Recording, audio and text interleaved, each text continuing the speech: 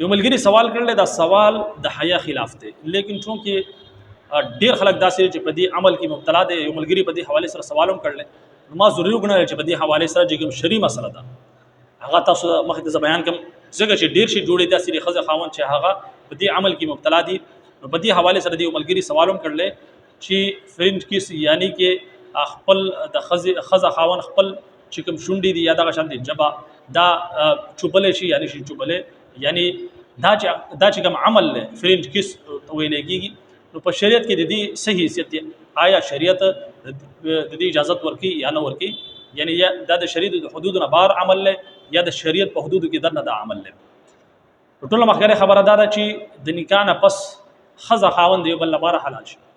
دا نکاح یو داسې عمل له د سنت عمل ویل کېږي چې د هغې نه بعد هغه الګ اجنې چې د یو د نکاح نه مخکې د یو بل لپاره نامحرم وي، د نکاح نه پس د یو بل لپاره بیا چې کوم دی حلال شي. یعنی خزه خاون د یو بل نه هر قسم لا فائدہ غستې شي، نفع غستې شي. او قرآن مجید کې ذکر دی هن لباس لکم وانتم لباس لهن، خزه خاون د یو بل چې کوم دی هغه لباس دی، یعنی خزه د خاون لباس دی او خاون د خزې لباس دی.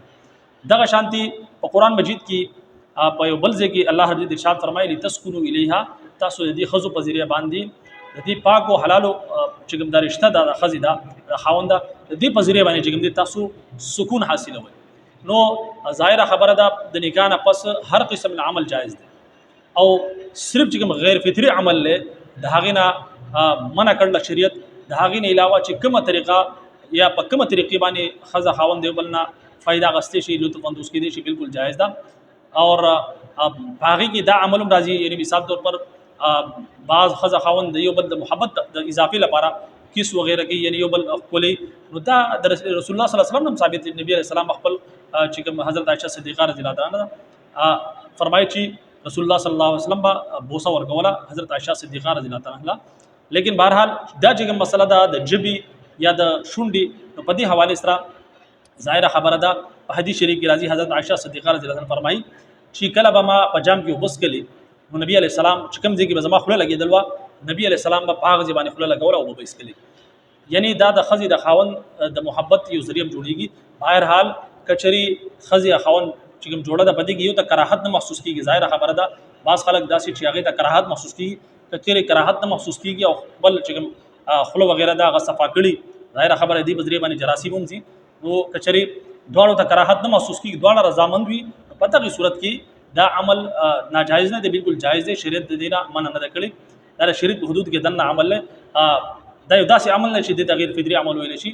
بهرحال دا د انسان خپل چې کوم طبیعت دی دا د هغې په مناسبت سره دی.